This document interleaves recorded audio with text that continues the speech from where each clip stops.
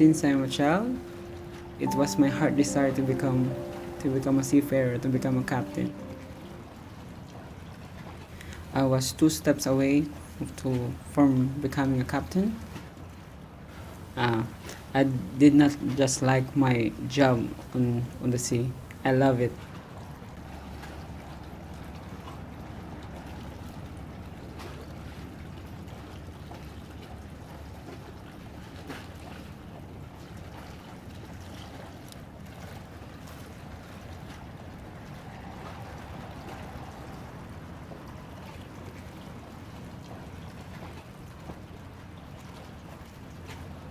The feeling I had when the accident happened is it's like a big stone that was thrown to your face. It's like you're on your perfect stage and suddenly things go wrong and you had nowhere to go to.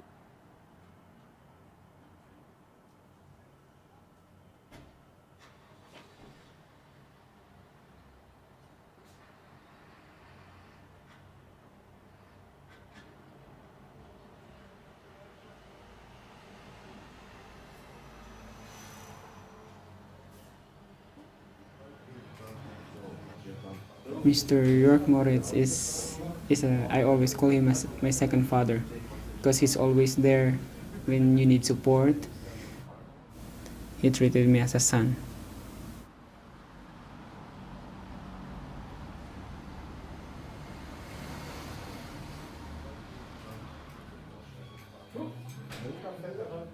The Seaman's Mission is not just like a hotel. It's a home for me. Literally, we love each other.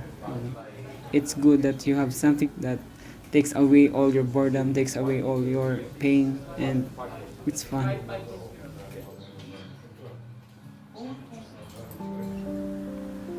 I like my life now better than before. Even it has still no direction where to go or where to turn to, but it's it's like it's like you're still a child who's trying to learn something different, and yeah, it makes you feel new.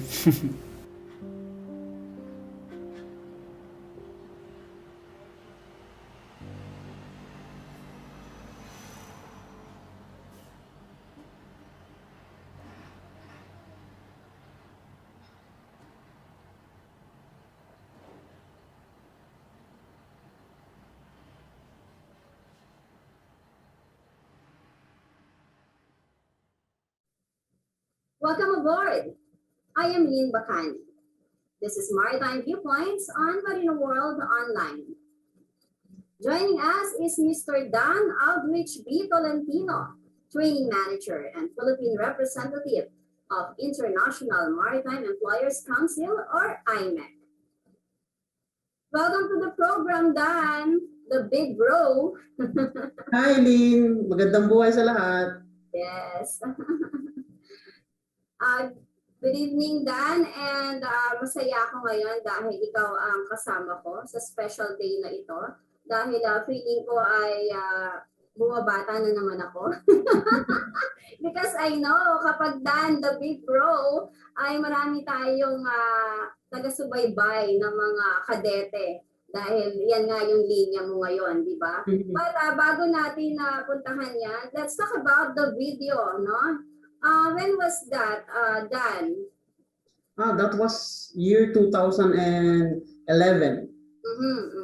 So I was already a second officer by that time. Tapos, well, I started my seafaring career 2007 sa Marino Navigation, and then I became second officer after a few years, and then unfortunately I met an accident. And then I stayed in Germany for 2 years for recovery. I had 9 operations all in all. But fortunately, a lot of people assisted me and helped me during the time na medyo down ako in my career. So during that time, I am also working in Germany sa Seaman's Mission. I'm working in Marlo, yung tagadala ng mga seaman doon sa office. So there's a lot of things na natutunan ko sa industry as outside the outside being seafarer.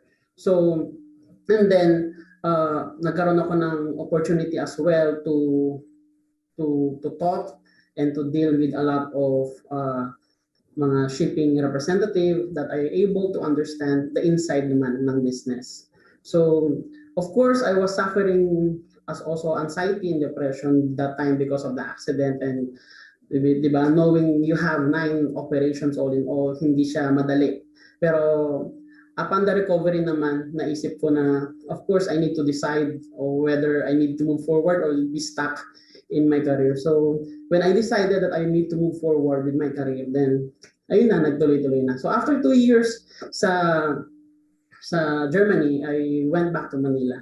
And then ayun na, nag-start na akin naman yung career ko rito sa Philippines as the training representative and training manager for cadets. So since 2012 until now, I've been handling cadets for 2 different companies. First is Marino Navigation, and now the current is International Maritime Employers Council. So, Dan, 2 years. 2 years na, ano yan, parang kumbaga, recovery mo na nandun. Yes. So 2 months. Big accident. It is. So I've lost 3 fingers, and then yung operations, they tried to stitch it up, and then ayun, na-recover na lang 2 finger. Unfortunately, yung isa talagang hindi kinaya. Pero dahil mayroon pa akong mga stitches dito, I have a lot of stitches, around 100 plus stitches all over my body. So ayun yung sinasabi ko, di ba, your scars, I always turn them to stars. But how many years ka pa lang noon nung nag-work on board? Kasi parang napakabata mo pa noon, nagulat na ako, uy, si Dan ba talaga? Around 5 years. 5 years. So you were just starting your career, no? Parang pa-officer ka pa lang noon, mag-o-official ka noon. I'm already second officer. You were a part of sponsorship, cadet sponsorship then? Yes, I am a part of MSTROM program. So nag-aral kami sa Germany for 3 months for 3 years, and then ayun. So it's a part of the training program of Marine Navigation. It's a very successful program. Fortunately, I was part of it, and I became a second officer last 2010. Ganun. Around mag-2011. But actually, Dan, anong nasa isip mo nung time na yun? Kasi parang, di ba, nag-start ka pa lang, and then you met an accident. Well, of course, I was bedridden kasi after the accident, I was bedridden for 3 months. So, yung depression, it really strikes in. I've undergo a psychological exam, and then I really decided na it's either to stop the career totally, 'di ba? Kasi andun yung pag-iisip mo na ito na ba, kasi after the one operation, they told me that there will be several more, and they cannot really tell me how many more, and then umabot nga ng siyam na operation. So the depression really strikes in kasi you don't know until when, kasi they are trying to fix it, and it's not easy. But there are a lot of people kasi who are really assisting me, and then of course sa tulong ni Father. Kaya ayun, naka-recover naman. Who produced that video, Dan? It was a video na ginamit nila for contest. Ang nag-video noon is international videographer from Germany na inilaban niya sa contest yon. Tapos parang nag-second place yata yun. Parang something like an uplifting message, something like that. It was really inspiring kasi nga hanggang ngayon, eto ka, tuloy-tuloy. And good thing, talagang dito ka nalinya sa mga cadets, no? Nagbibigay ng pag-asa sa mga kadete natin, sa future officers. Well, I'm trying. I'm always doing my best to support the young generations because I've been there. I know the ways how it is and how hard it is really to become a seafarer, and how fortunate seafarers are when they are already in the industry. Kasi I'm not hindi naman ako part ng academy or ano, so I really started really from scratch as well. So I graduated in PMS. I have a sponsor, pero hindi naging successful yung una kong sponsor. And then I went my way na maghanap talaga ng kumpanya. So that's good thing. Mhm. And talaga naman, valedictorian from elementary to high school, and then may mga academic awards ka. Really an outstanding yung educational background mo. So, saktong-sakto sa position mo. Well, I'm trying. Mahigpit si nanay eh. Mahigpit ang mom ko. Pero the truth is, it's part of my system. Even before that, I enjoyed reading much and I enjoyed listening. So it helped me a lot in my academics, and also yung growth mo as a person even when you are young. Kasi I was given a lot of opportunities to lead other people. That's why nagkaroon din ako ng opportunity to lead now, because of my past experiences even in my elementary and high school days. And yung leadership mo sa iba't ibang organizations, most outstanding Boy Scout of the Philippines pa to, si BIGBRO. Oo nga. May mga leadership awards ka, and Youth Leadership Excellence Award. Most outstanding cadet in the Philippines in 2006. At Welfare Personality of the Year ng 2018 globally. Yes. Betrayed Young Professional of the Year. Yes, I was shortlisted by ISWAN. Unfortunately, I was given the opportunity to go to Sweden to somehow represent the Philippines. And then because I won this award, I was shortlisted for Welfare Personality of the Year last 2018. Thank you, IMEC, for the support on that.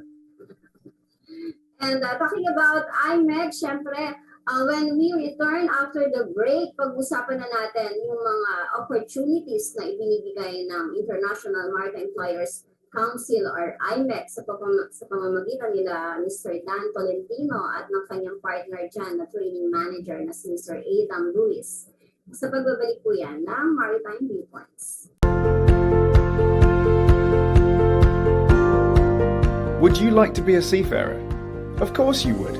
It's a career like no other. Imagine setting sail from Manila as a full-time employee in a shipping company, bound for a destination on the other side of the world and meeting people from many different nationalities. Plus, knowing that you have chosen a career with a good salary and the opportunity to advance to higher positions.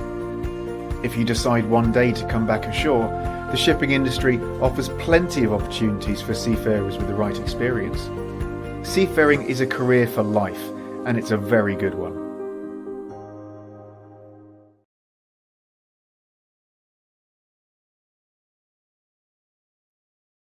Mariana Academy of Maritime Studies.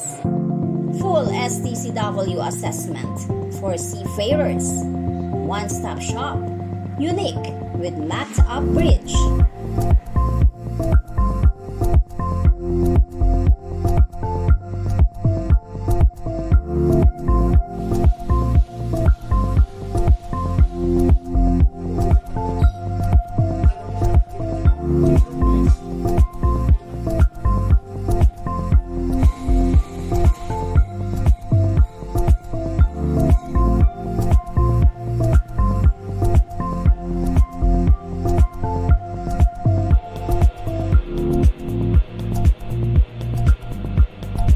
Mariana Academy of Maritime Studies stands firm on its commitment on training and assessment despite challenges of the pandemic.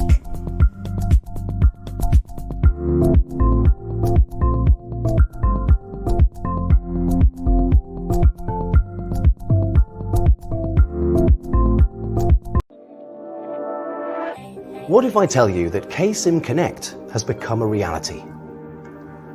It is the cloud-based ecosystem for maritime education and training, where Kongsberg provides simulation and services to all members. As an instructor, my main goal is to educate and train seafarers to acquire skills promoting safety, sustainability, and efficiency at sea.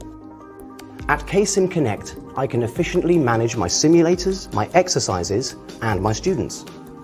In the exercise archive, I can store my library of exercises, and if I want, collaborate and share them with my colleagues or others in the global community. KSIM Connect enables me to give students access to cloud simulation, so they can train anytime and anywhere while learning at their own pace. In addition, I can explore the library of models and exercise areas, download or subscribe those that fit the learning objectives. And I can even order spare parts or a service visit if needed. Kongsberg has started to create the future of maritime education and training by creating the community where instructors can find news, explore and download available simulator models, distribute or share exercises that fit the curriculum. Imagine using KSIM Connect to integrate our simulators in the same virtual exercise environment, enabling students to train and interact together.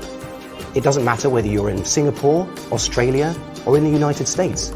As long as you're online, you are part of the knowledge-sharing community.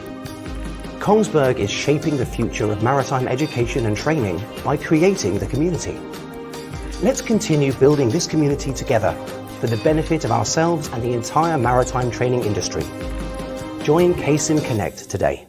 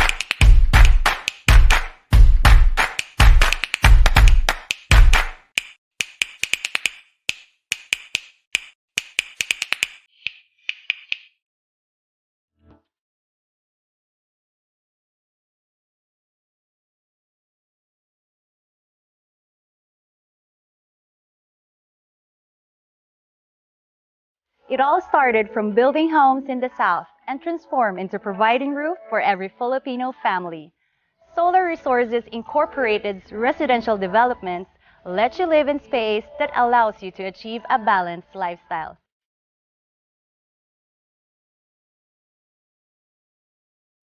Las Brisas is the newest 9-hectare residential community nestled inside an expansive master plan development of Tierra del Sol in Panza, Cavite.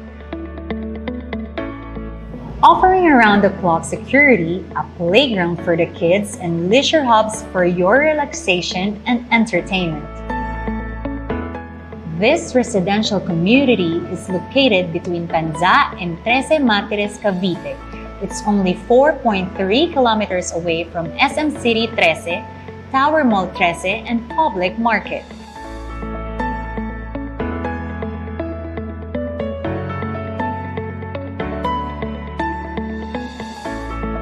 It is accessible via Manila, via Cavitex, and upcoming developments such as Cavite-Laguna Expressway and construction of the LRT-1 extension.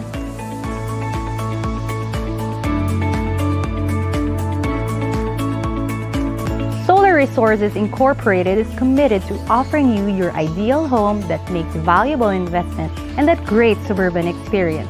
Retreat to this southern residence and make your move into something new. Start new living with Solar Resources.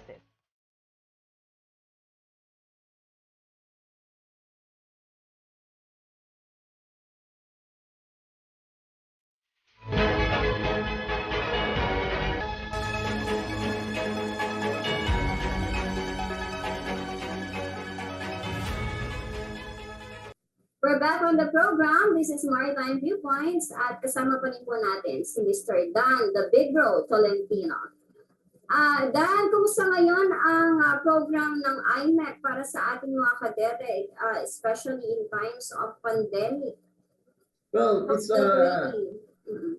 it's challenging, of course. I think it is challenging for the whole industry, hindi lang sa maritime industry. And even for IMEC, it is very challenging kasi the recruitment is quite challenging.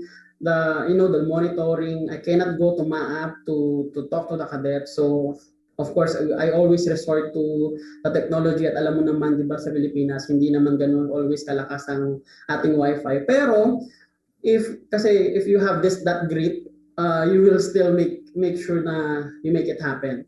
So the good thing about the program itself is despite the pandemic is hindi siya tumigil. It still continues, no? We are in partner with a very good school who continuously support the cadets in their academic despite of the pandemic. They never stop. This is one of the school who had been continuously working tirelessly and then shifting from the usual face-to-face to immediately going to this yung blended learning, which is hindi madali. It had been a struggle for a lot of schools, but it had been a very smooth transition for the Maritime Academy of Asia and the Pacific. We have been giving iPads to our cadets, so that's also a very useful thing because nakatulong yon sa MAAP for the cadets to have a connection, an easier connection with the instructors. So for now, we are running 2 programs in the Philippines. First is the cadet program. The cadet program runs in 2 courses, which is Bachelor of Science Marine Transportation and Bachelor of Science Marine Engineering. This is a 4-year course, and IMEC is the one who is sponsoring the students para makapasok sa sponsorship na to at makapagbigay ng pagkakataon na makapag-aral ang mga estudyante sa MAAP, which is our sole partner school, and then makapagbigay ng employment with our partners in the industry na mga manning agency and mga shipping companies. So we are going around the Philippines to select students, to recruit students who are willing to venture the maritime industry and to check what is the good thing that this industry could offer. So this is a 4-year course, as I said. So the scholarship itself plus employment, we're trying our best to assure that, pero we always go hand in hand with the cadet. That's why we always make sure na yung kukunin namin kadete is nakakaintindi na kung ano ang responsibility and privilege na ibibigay sa kanila. Yung privilege na ibibigay sa kanila at ano yung responsibility na kailangan nilang ibalik. And then we also have another one, which is the engine rating program, which is now running for 4th batch already. It is happening, it is located in Don Bosco, Tondo. This is a purely CSR project by IMEC and AMOSOP. What we're doing is that we're also searching around the Philippines those people who didn't able, or those students who didn't able to finish or didn't able to pursue their colleges because of financial reasons. So, and they wanted to venture as well the maritime industry. So this project is focused on skills, more on welding, more on fixing different machineries So we call it engine rating program. So we're already in the 4th batch. They will be starting this August again. So we just done the selection for the 4th batch of engine rating program. For the cadet program, we are already done with for the batch 2026 for the interview, but we will have another examination for the batch 2027. That will be for the next year intake, and that would be on September or mid of September. So please check our IMEC page for that, because we will give a big announcement regarding this training program for the cadets. And of course, kahit na pandemic, nakapagpag-graduate kayo ng mga cadets, di ba? So Yes. how many cadets ang graduate done? Oh, since the pandemic, since last year, we more than 200. At least 3 batch already graduated, and we able to have at least 200 graduates. So at yun nga, medyo nade-delay lang yung mga documents nila kasi nga, of course, we do understand the situation on the ground na medyo mahirap mag-function on different agencies. So, but yun nga, the good thing about IMEC as well, after their graduation, is that we are also covering their STCW courses na trainings. So after their graduation, they took their examination, which is also free of charge by IMEC, and then also all the trainings, which is for their licensure examination to get their license, kino-cover na rin ng IMEC. So from recruitment going license, na nakasuporta ang International Maritime Employers Council, which is, I think that is one of the best program that we could offer or you could have here in the Philippines in terms of the maritime industry. And how about their onboard training program done? Kasi syempre may mga issues tayo sa crew change, yung mga ganyan, di ba? Kumusta naman yung onboard training nila? There have been a shift and change kasi we are always going to the 2-1-1 scheme. When you say 2-1-1 scheme, it's just 2 years in school, 1 year on board, and then 1 year in school. So fortunately, unfortunately, there is a pandemic. So yung immediate change na aming ginawa is we gave an option to our sponsors whether they want their students or they want their cadets to transfer them to 3-1 so that they could have a little bit of leeway kasi hindi kasi madali magpasakay ngayon.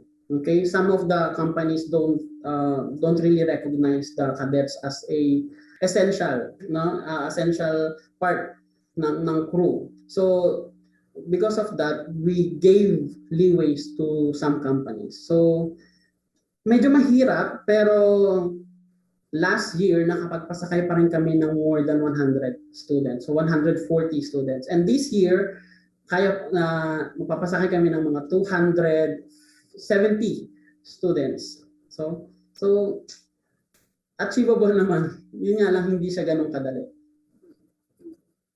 And how's the vaccination program? I understand MAAP naka-program na yan, di ba? Yes. Siyempre kasama dyan yung mga IMEC sponsored cadets natin. How Yes. about sa Don Bosco? Sa Don Bosco, kasi hawak yan sila ng mga LGU eh. So I've been talking with Don Bosco regarding that. And as far as I remember during our meeting is that naka-line up din yung mga students nila for vaccination in their LGU unit. So I think there's really no need for our intervention on that. Kasi onti rin lang naman sila eh, 45. We're talking only about 39 to 45 students. So, and most of them, for the students that we have there, are already vaccinated.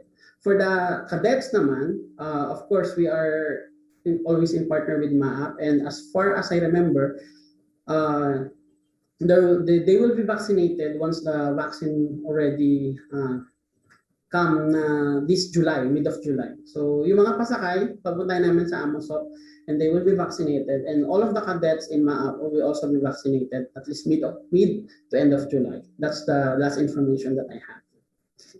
So tuloy-tuloy yung inyong pag-encourage na sa mga kabataan natin to join or kumbaga dyan sa sponsorship program ninyo sa IMEC. Kumusta yung compare dun sa before pandemic tapos yung during the pandemic?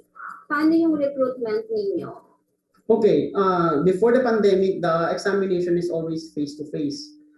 So there had been a lot of restriction going to different provinces, and I don't want naman to endanger the student na pumunta doon sa, I don't want to endanger myself and also endanger the students para makapag-exam. That's why last year we already shifted to an online examination. So hindi siya ganun ka-extensive na, because dati ang nabibigyan namin na examination are about nasa mga together with my app is around 10,000 to 14,000. But now umaabot lang siya ng mga 5,000 to 6,000. It's because may mga delays din kasi sa graduation. So hindi rin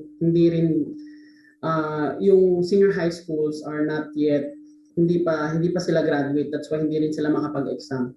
So baka pakiramdam nila hindi rin sila makakaabot doon sa cut-off if ever na mag-exam sila. That's why maraming hindi nakapag-exam ngayon. But how's the feedback from the ship owners? Kumbaga, yung intake ng cadets nila, babawasan ba nila? Okay.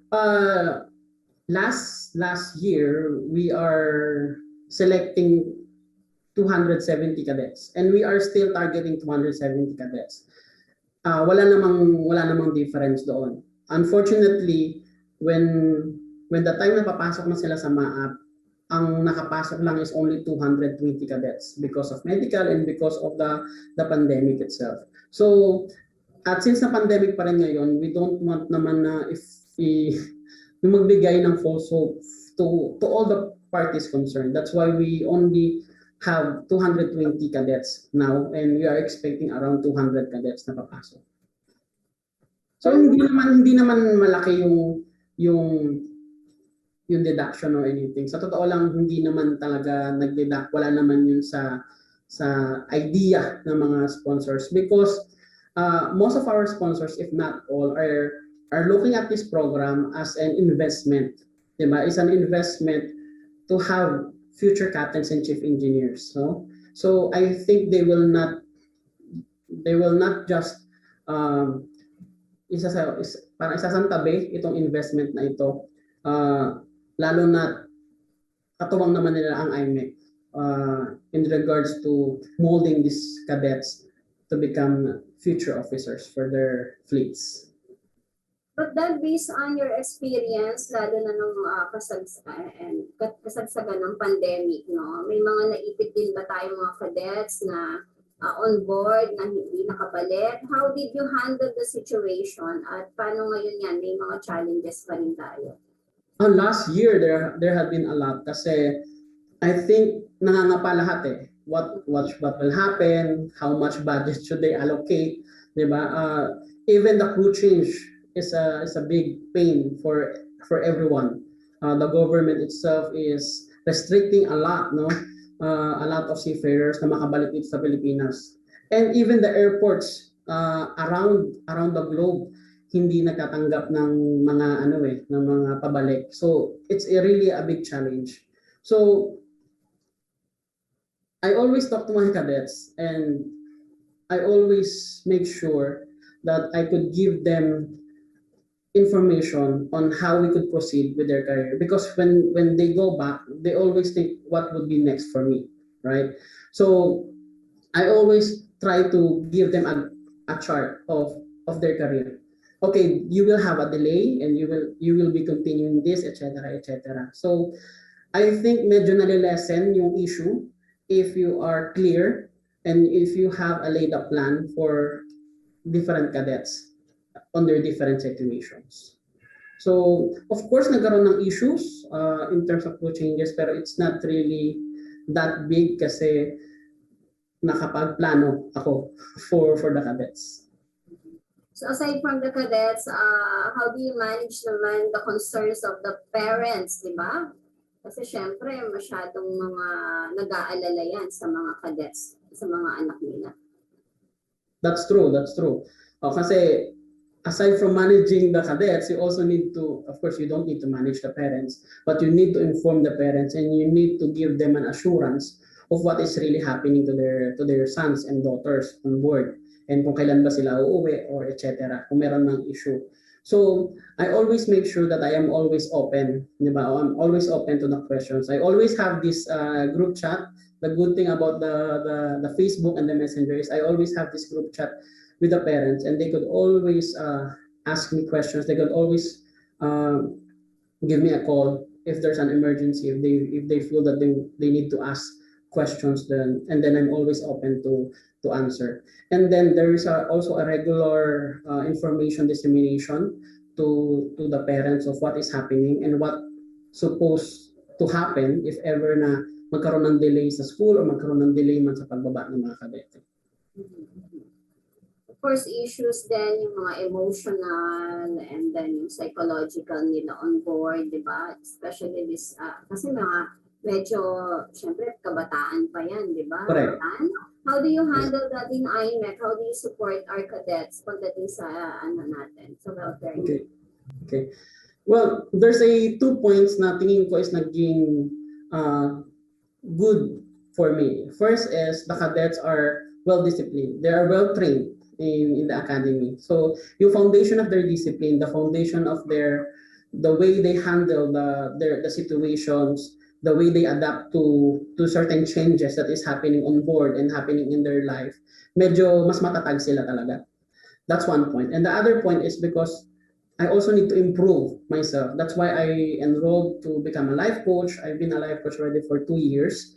And then I'm still learning a lot of things on how will I be able to support the cadets in their mostly emotional issues pag sila on board. Yung mga situations kasi ng mga training record book, that's very basic no? I've been doing this already since 2012.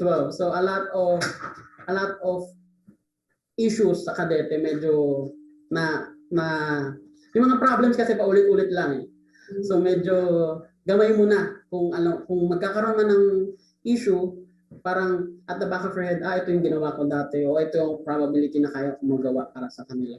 So there's also, of course, I also talk to them. I do counseling, coaching if necessary.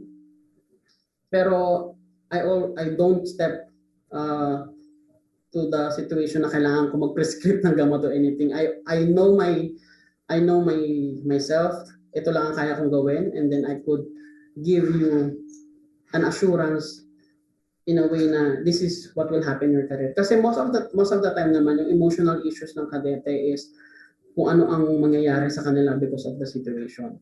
Yung problem naman in terms of their family, in terms of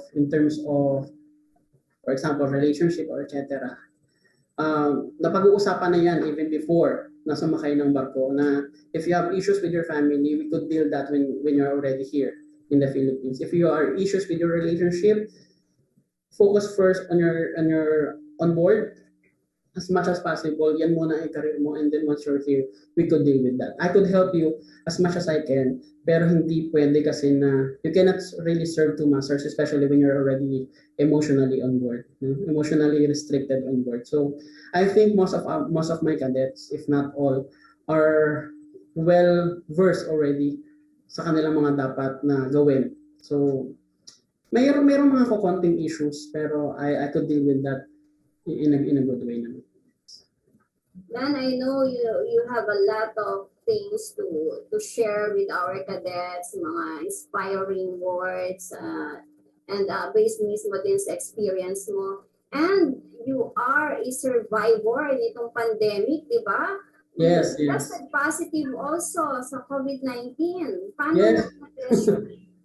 Well, I was tested positive last March, and then my wife is also tested positive. So dalawa kami yan nasa bahay. Almost 1 month kami naka-quarantine. Hindi siya naging madali para sa amin kasi of course, 'di ba? Iba-iba naman ang epekto. During the first few days, medyo nahirapan talaga ako. Nakala ko katapusan ko na. Pero good thing, malakas naman ako kay Lord. So nakabawi-bawi naman. I'm still not vaccinated because the doctor told me na kailangan pa ng medical certificate. But I'm hoping that to be vaccinated very soon.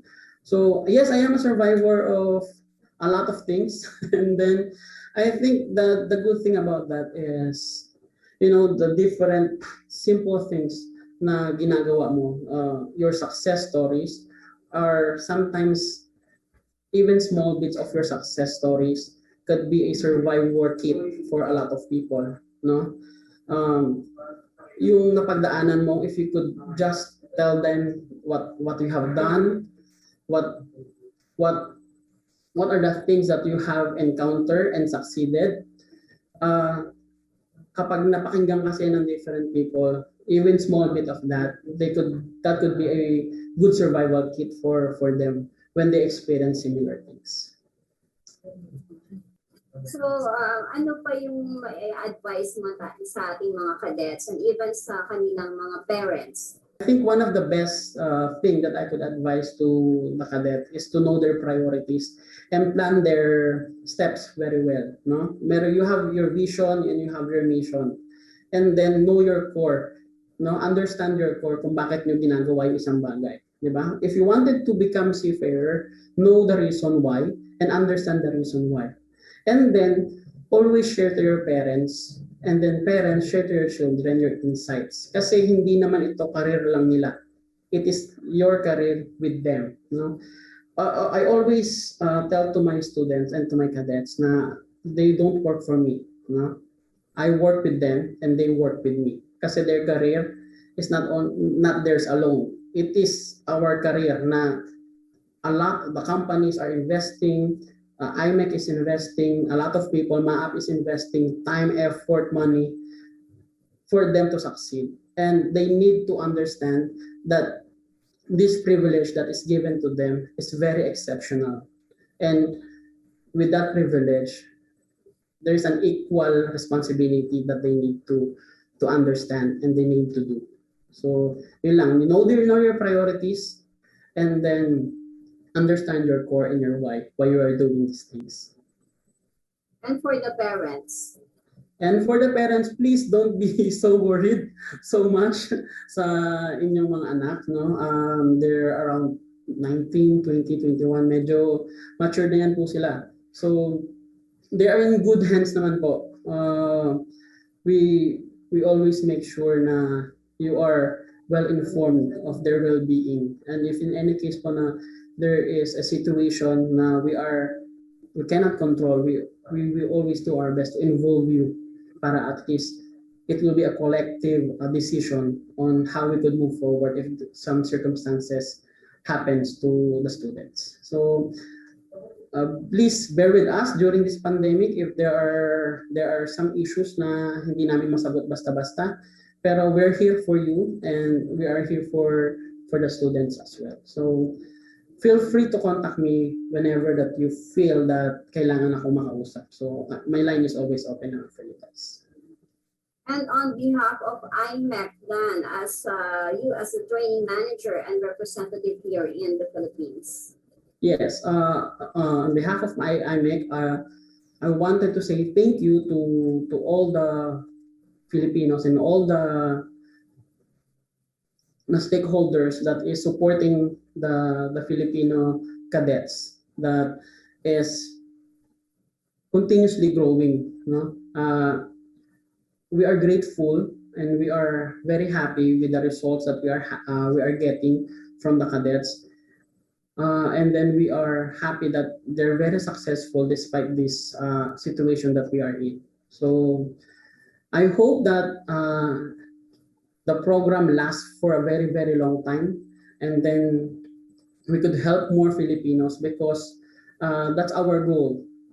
We wanted to help the Filipinos and shape a better future for the maritime industry, not only in the Philippines, but also in the world. Thank you so much, Dan, for joining us today. And thank you, Lynn.